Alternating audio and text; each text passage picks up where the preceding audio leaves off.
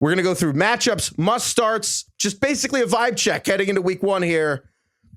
Starting with Hot Tub Club. Honestly, kind of bad vibes with all the injuries right now. Just I know. Bad vibes. DK, please take us into the hot tub, DK. Take us through the bubbles. Is Hot Tub Club a common enough term that we can just say that and people know what that means? Or do we have to explain it? No, I think once a year we need to remind people that the Hot Tub Club is essentially like all the people sitting around in the locker room in the hot tub because they're hurt.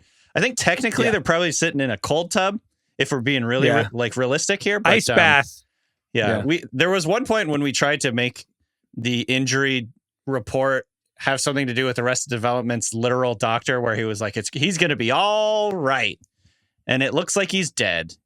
And what else does he say? We've lost him. He's totally fine. We just don't know where he is. But then we decided that was also very confusing. So anyways, I'm going to run through He the looks like he's dead because he's covered in blue paint. Yeah, he's got blue paint on him or something. I'm going to kill this doctor. But anyways, yes, these are the injuries that you have to pay attention going into the weekend. Number 1, Cooper Kupp is out versus Seattle. And it's come out now. Sean McVay is talking about they may put him on the IR and he'll miss the first 4 games. We'll see.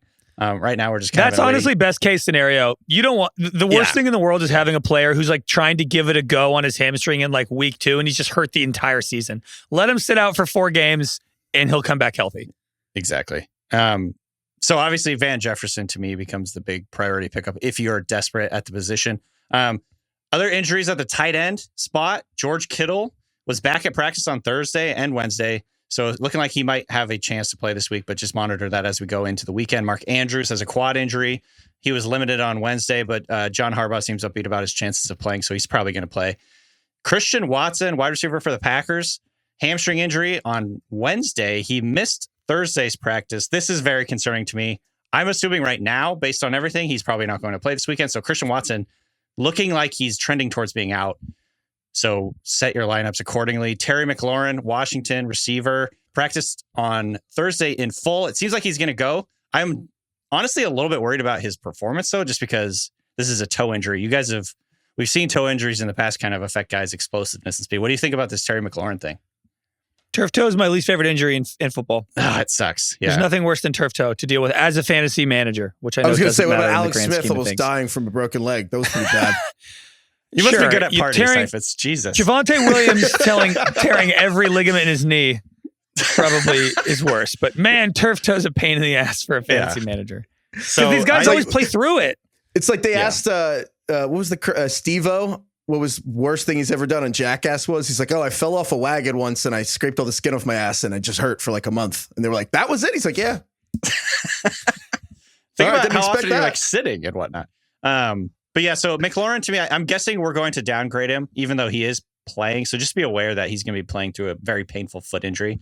I wouldn't play him. Don't play Terry McLaurin. It's like if you bench Terry McLaurin, he has an injury. Oh, all right. When there's a player is hurt, no, you have to remove yourself from the name unless they're like actually like Travis Kelce. I know the game's already happened, but I'm just saying if Terry McLaurin's hurt, you have to remember he's not Terry McLaurin yet, or at least you don't know if he's Terry McLaurin. Like he might be 70% of that. I'd rather bench Terry McLaurin and he plays great. I'm like, all right, cool, he's healthy. Now I know. Craig. Heifetz is the unders guy. Bet the unders. Like Bill Barnwell told him one time. Is this just bet a hot unders. Take? No. I'm not saying this is a hot take. McLaurin? I'm not saying this is a hot take. I'm saying I'm starting to notice something with your personality. You're like, just get rid of Cooper Kupp. He's dead to me for the rest of the year. We should absolutely sit Terry McLaurin. Any little injury, dude. A lot of players pick up injuries throughout the year. Are you ready for this? Are you just going to say we shouldn't play any injured player forever? Look. Here's my rule. You probably spent $20 to $30 on Terry McLaurin if you had a salary cap league, and you probably drafted him in like the 4th or 5th round. Whatever, $20, yeah, like 15 to $25, something like that. And he's a 4th or 5th round pick in your draft.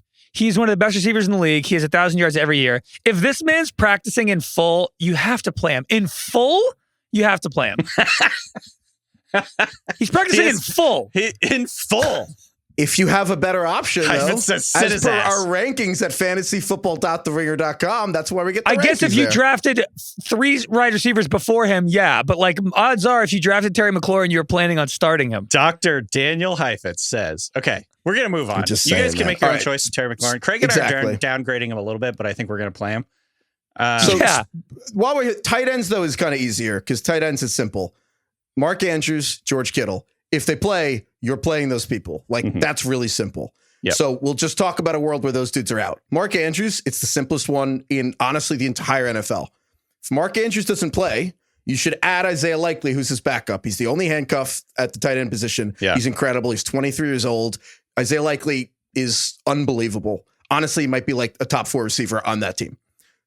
And if you don't have Mark Andrews, you should still add Isaiah Likely to take him away from the guy who does have Mark Andrews. Especially if you're playing against Mark Andrews, you should probably add Isaiah Likely. Also, if you have Mark Andrews, even if he plays, you should add Isaiah Likely, and you don't have to worry about tight end any week except the Ravens bye if you just have Andrews and Likely together. If you have Kittle, it's more complicated. If you have George Kittle, Gerald Everett for the Chargers, Juwan Johnson for the Saints, Chig Okonkwo for the Titans, although I actually don't like him this week. He's probably rostered anyway.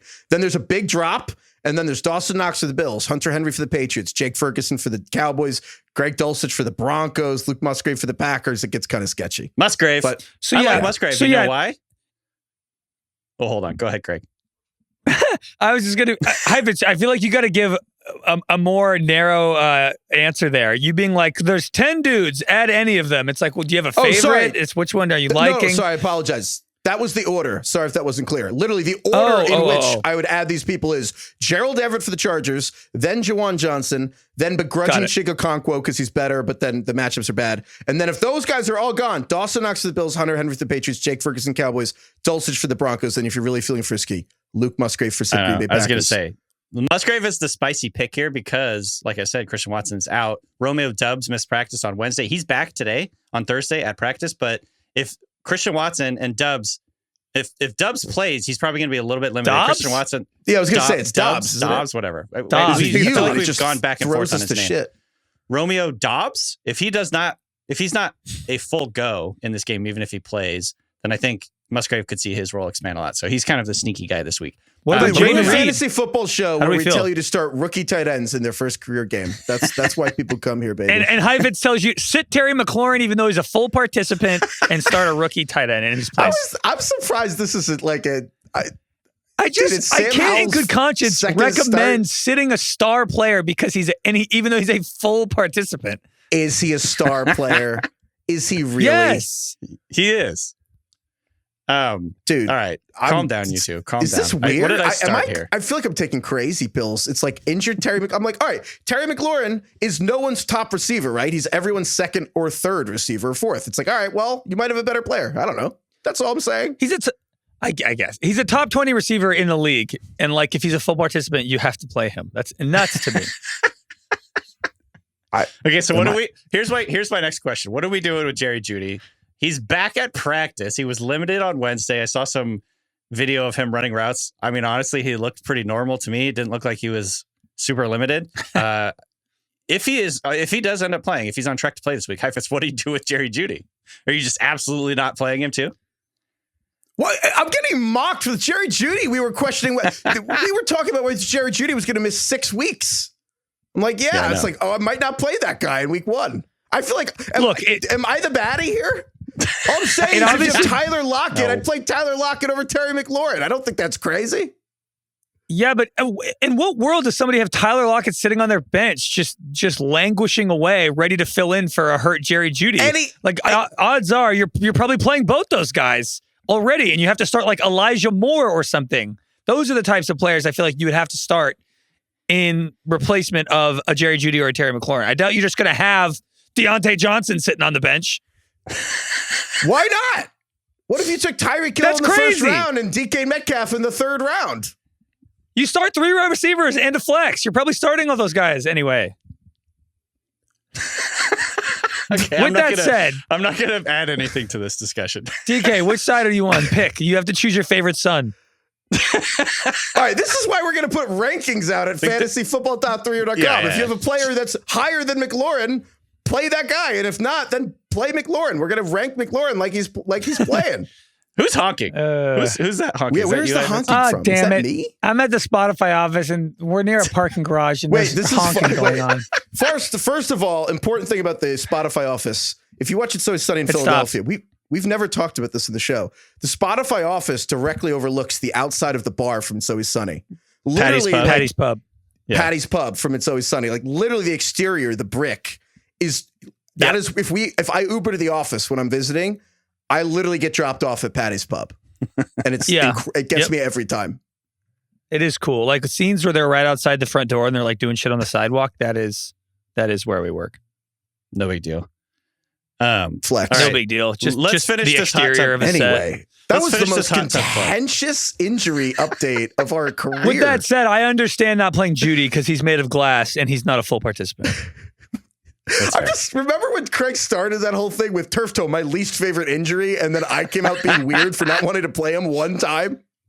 Look, I'll keep going back to the same thing. If you're a full participant, you have to play him if you were already going to. Full participant. All right. He's playing as if, like, when you're not injured, you're a full participant. You know what I mean? So if you're injured and are a full participant, to me, that shows that you are as close to healthy as you can possibly be. Yeah, no, that's fair. But like, I guess what I'm saying is I think it's a different dynamic.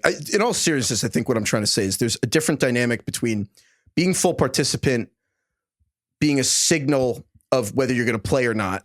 However, with the nature of turf toe, that's not really what we're talking about necessarily. We're talking about, are you going to have your explosiveness cutting laterally, which I don't know. That doesn't, like, you can totally participate fully in practice. This whole argument is such a microcosm for this week where it's just like, what the fuck is going on with Cooper Kupp? What the fuck is going on with all these players? We're like in midseason form with injuries for fantasy already, and the freaking games haven't even started yet. I was going to say, you know what the best part about it is none of these guys are running backs.